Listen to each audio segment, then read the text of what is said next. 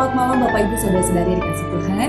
Sukacita dalam Tuhan, kita bisa bertemu kembali dalam program Bincang Santai Sekolah Sahabat.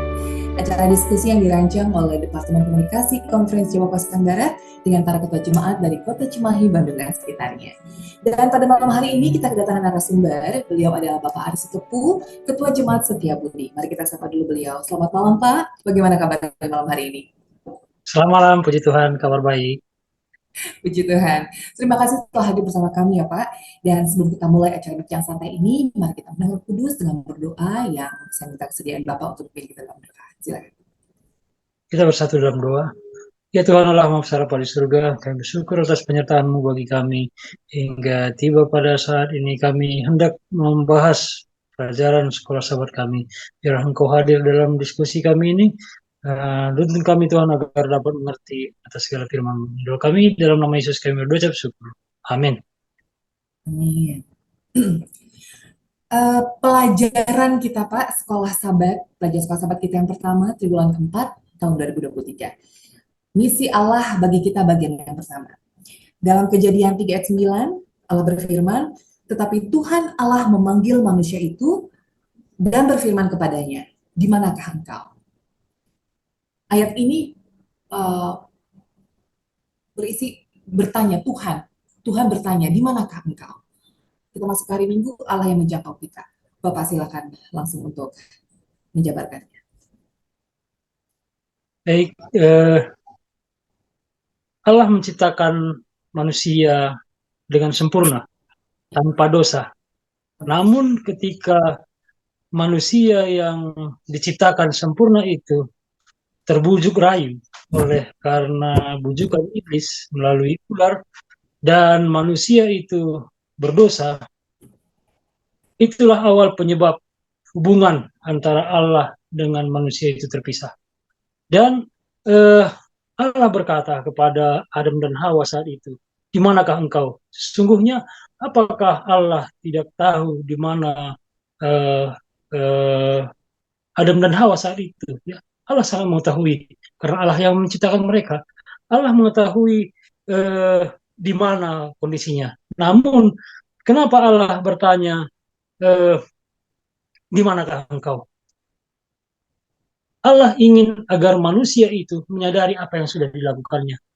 Allah ingin agar manusia itu menyadari atas segala dosa dan pelanggaran yang dilakukan. Karena oleh bujuk rayu ya, kembali oleh karena bujuk rayu iblis yang mengatakan sekali-kali engkau tidak akan mati. Berharap bahwa manusia itu merasakan bagaimana tidak akan mati itu. Karena firman Allah mengatakan jangan engkau raba atau makan buah itu karena pada saat engkau makan engkau akan mati.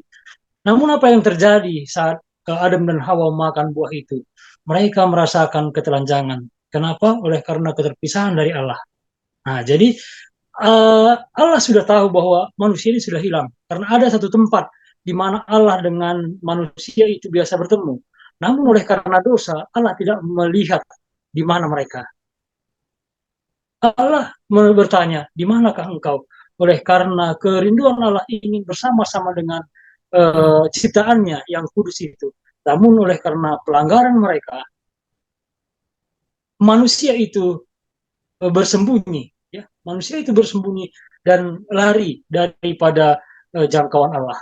Nah, ya, jadi kira-kira Allah itu tahu di mana manusia, namun manusia itu, uh, namun Allah ingin agar manusia menyadari apa yang sudah dilakukannya. Maka Allah ingin selalu menjangkau kita. Terima kasih. Jadi ya walaupun kita telah hilang, tapi Tuhan masih mencari kita. Allah sendiri yang mencari kita, yaitu untuk menyelamatkan kita dan Allah ingin kita datang kepadanya dan tinggal bersamanya ya Pak ya.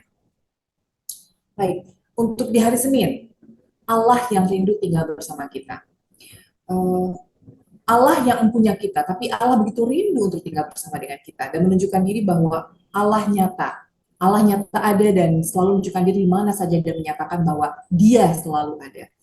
Dan pelajaran apa Pak yang disampaikan pada hari Senin ini? Allah rindu bersama dengan kita. Apakah Allah meninggalkan manusia setelah manusia itu berdosa? Ya, kita melihat Allah berjanji kepada Adam dan Hawa ketika mereka berdosa di dalam Kejadian 3 ayat 9 ya, dikatakan bahwa saya akan bacakan di dalam Kejadian sorry, ketika manusia itu sudah berdosa, Allah menjanjikan penebus bagi mereka, ya. Allah menjanjikan penebus. Jadi saya akan bacakan. Nah, di dalam ayat 14, Kejadian 3 ayat 14. Lalu firmanlah Tuhan Allah kepada ular itu, karena engkau berbuat demikian, terkutuklah engkau di antara segala ternak dan di antara segala binatang di hutan. Dengan perutmu lah engkau akan menjalar, dan debu tanah akan kau makan seumur hidupmu. Janjinya kepada manusia itu di dalam ayat 15. Aku akan mengadakan permusuhan antara engkau dan perempuan ini, antara keturunanmu dan keturunannya. Keturunannya akan meremukkan kepalamu dan engkau akan meremukkan telinganya. Allah berjanji kepada manusia itu ketika mereka berdosa, ya, ketika mereka berdosa, bahwa akan ada seorang yang akan menebus manusia itu dari dosanya. Nah, sehingga Adam dan Hawa berharap ketika Kain lahir bahwa inilah anak yang dijanjikan itu. Namun seiring bertambahnya waktu, apa yang terjadi? Manusia itu bertambah jahat, ya, bukan semakin baik, bertambah jahat.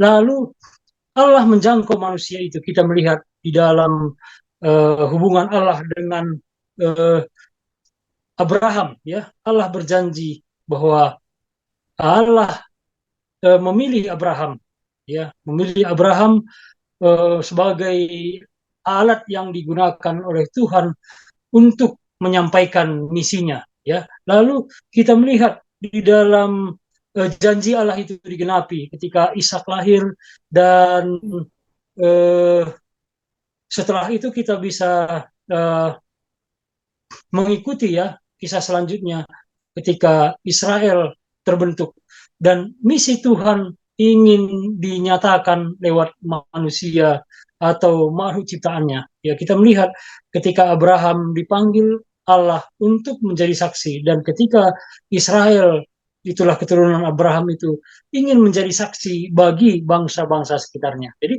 Allah rindu menjangkau ciptaannya walaupun mereka sudah berdosa. Walaupun kita sudah berdosa, disebutkan bahwa Allah itu ingin selalu berhubungan secara pribadi. Kita melihat, ya, di dalam kisah-kisah ini bagaimana Allah bersama dengan manusia atau ciptaan Tuhan itu sepanjang zaman, ya, kebersamaan Allah itu. Jadi Allah rindu, ya, Allah rindu tinggal bersama dengan kita. Kita bisa melihat di dalam sejarah Alkitab bagaimana penyertaan Allah kepada umat-umatnya.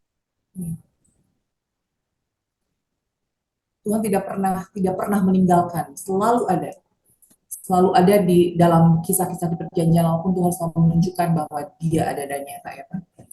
Oke, di hari Selasa ini, ya, Allah yang menjadi satu dengan kita.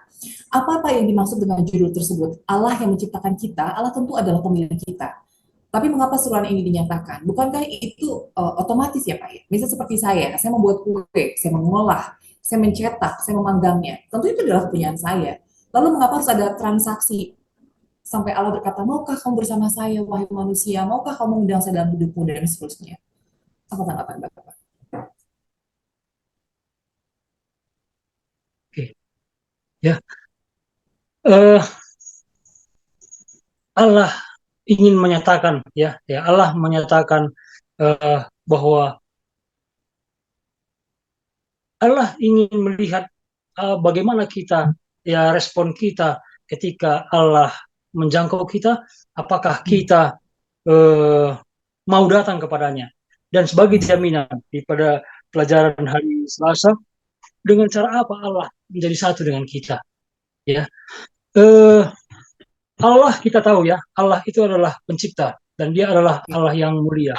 Ketika Allah datang kepada manusia ciptaan yang sudah berdosa itu, ya, ketika sebelum berdosa Allah bersama dengan Adam dan Hawa, mereka itu baik-baik saja, ya. Namun ketika dosa itu timbul, maka ketika Allah datang dengan manusia yang berdosa itu, maka manusia itu akan binasa. Nah, oleh karena itulah Allah mengambil inisiatif, dikatakannya, disebutkan di dalam Yesaya 7 ayat 14 ya, itu disebutkan bahwa Allah itu berinkarnasi ya, berinkarnasi dengan manusia. Artinya Allah yang dalam bentuk kemuliaannya, kesempurnaannya datang sebagai manusia. Apa maksudnya? Apa tujuannya? Agar bisa menjangkau kita, ya, agar bisa menjangkau kita. Kalau sekiranya Allah itu datang dengan kemuliaannya, pertama bahwa manusia tidak akan bisa tahan untuk menghadapi atau melihat kemuliaan Allah itu. Allah beserta dengan kita, Immanuel, di dalam pelajaran sekolah sahabat kita hari Selasa di paragraf tengah dikatakan Allah sebelumnya telah berdiam di antara umatnya di dalam bait suci. Sekarang dia tinggal di antara mereka secara fisik dalam wujud pribadi Yesus Kristus dari Nazaret. Nah, kita lihat tadi ya, Allah menyertai kita, itu pelajaran kita yang di hari Senin ya. Allah itu bersama dengan umatnya itu di dalam apa? Bait suci, ya, bersama dengan umat pilihannya, bangsa Israel. Namun, di pelajaran kita selanjutnya, Allah itu yang dalam bentuk kemuliaannya, kita bisa melihat bagaimana penyertaan Allah bersama dengan orang Israel, dan kita melihat ya bagaimana Allah itu bertemu dengan Musa, ya bagian belakang daripada Allah itu saja yang bisa dilihat oleh Musa dalam sekejap, dan Musa langsung terjatuh, tersungkur. Itulah karena kemuliaan Allah. Oleh karena itulah Allah ingin tinggal bersama dengan kita, berinkarnasi, hidup sebagaimana layaknya manusia. Nah, jadi dengan itulah bisa menjangkau kita orang berdosa. Karena kalau tanpa Allah itu bersama-sama dengan kita dan menjadi manusia, maka dia tidak akan bisa menjangkau kita oleh karena kemuliaannya. Jadi begitu. Yang pelajaran hari Minggu, Allah yang menjangkau kita, Allah yang rindu tinggal bersama kita, dan Allah yang menjadi satu dengan kita. Luar biasa. Untuk di hari Rabu, Allah yang terus-menerus bersama dengan kita. Dalam 2 Korintus 5 ayat 21 dikatakan, dia yang tidak mengenal dosa telah dibuatnya menjadi dosa karena kita, supaya dalam dia kita dibenarkan oleh Allah. Di pelajaran Selasa tadi, jelmaan Allah dalam wujud Yesus bukti bahwa Allah ingin kita bersamanya. Dalam ketidakberdosaannya, dalam kemuliaannya, dia rela menyatu dengan kita dalam wujud manusia ya Pak. Tapi apakah harus sedemikian ya Pak untuk membersamai kita manusia ini? Terkesan itu manja dan menyusahkan sekali. Mengapa tidak membuat ya udah saya yang mulia dan kamu yang fana? Allah kan bisa membuat itu dengan lebih sederhana. Oke, saya penguasa dan kamu adalah ciptaan saya. That's it, selesai. Tapi mengapa harus ada Allah yang terus-menerus untuk membersamai kita? Itulah bukti kasih daripada Allah itu, karena kita tahu bahwa Allah itu kasih, ya. Allah itu kasih, dan di dalam sejarah perjanjian lama dikatakan Allah mengajarkan kepada umat-umatnya bahwa akan ada korban penebusan salah. Yang pertama ya, ketika manusia itu pertama kali berdosa, Allah mengambil domba dan menyembelih domba itu dan mengambil kulitnya dan disematkan kepada orang berdosa itu, menutupi ketelanjangannya. Jadi sepanjang sejarah bangsa Israel itu berlaku, dan kita juga melihat di perjalanan-perjalanan sebelumnya bagaimana Allah diam bersama-sama dengan umatnya di dalam bait suci. Nah, apa yang dilakukan di dalam perayaan bait suci? Itu ada korban.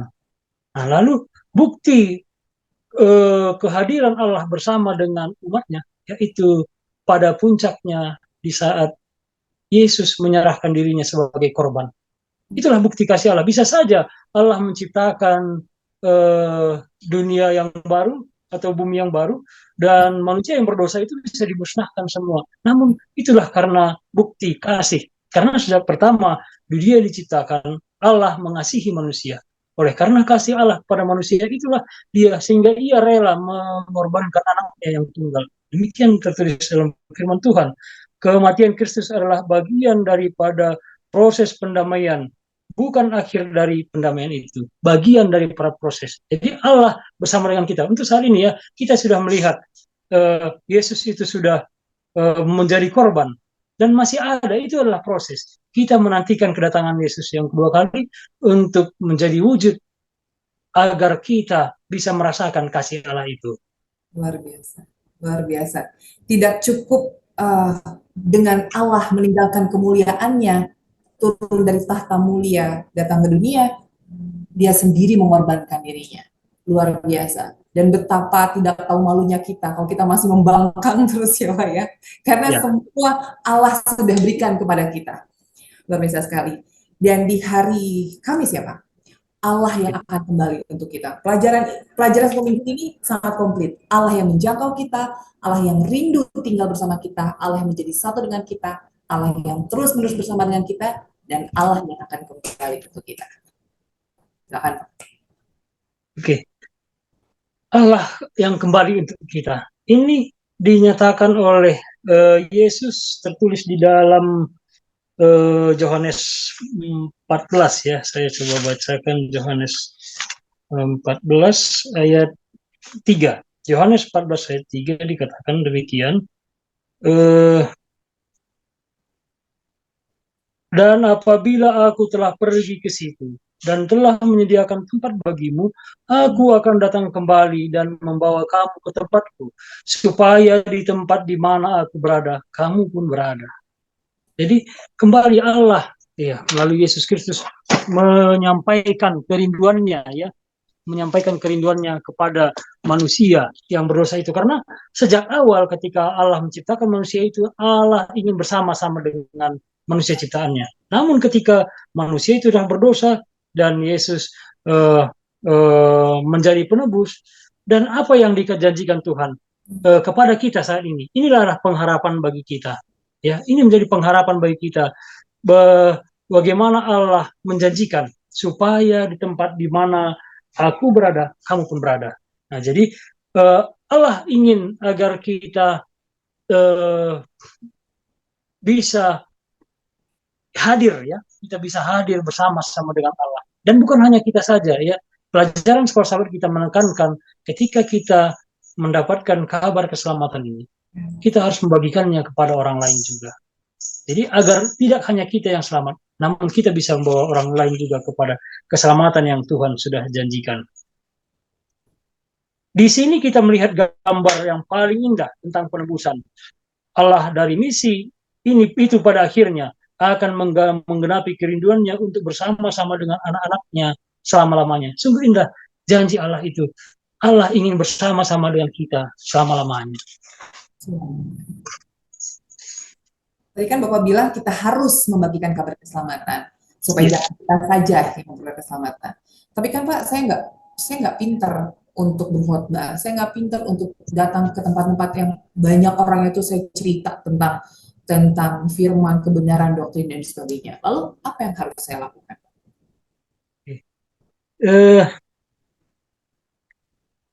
Secara sepintas ya, saya melihat pelajaran sekolah sahabat kita di sahabat pertama ini ya, mungkin ya selanjutnya kita akan bisa belajari. Pelajaran sekolah sahabat kita menekankan bukan pada teori, tapi praktek. Ya, mungkin seseorang itu seperti ibu katakan tadi, saya tidak pintar berkhotbah. Oke, mungkin saya tidak pintar berkhotbah, dan saya juga mungkin ya, saya bisa katakan saya bukanlah orang yang pintar berkhotbah, dan artinya pintar meyakinkan orang dengan kata-kata. Kita tidak punya, mungkin kita tidak semua bisa memiliki hal itu. Namun apakah saya tidak bisa membawakan atau menceritakan kasih kemuliaan Allah itu kepada orang lain? Ya. Dengan apa yang bisa kita lakukan? Apa yang kita kerjakan di dalam keseharian kita dengan orang-orang sekitar kita? Mungkin dengan sapaan kita yang sederhana. Ketika kita berbicara dengan seorang, lalu teman kita mungkin di dalam pekerjaan, teman kita tahu bahwa kita ini orang yang beragama, setiap hari sahabat ke gereja.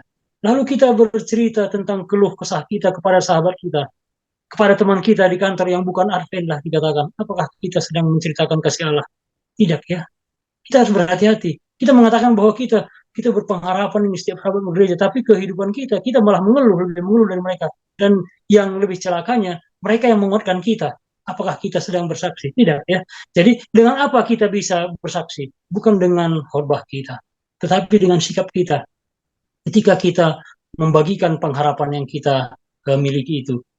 Mungkin hanya dengan sapaan kita ya, atau hal lainnya, hal lain banyak yang bisa kita lakukan, bukan hanya dengan kata-kata, mungkin dengan ya yang sederhana yang bisa kita lakukan, namun orang bisa melihat ini adalah umat-umat Tuhan.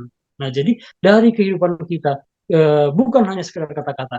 Eh, Misi Allah itu ketika dia mengatakan bahwa aku mengasihi manusia yang berdosa, ada bukti nyata.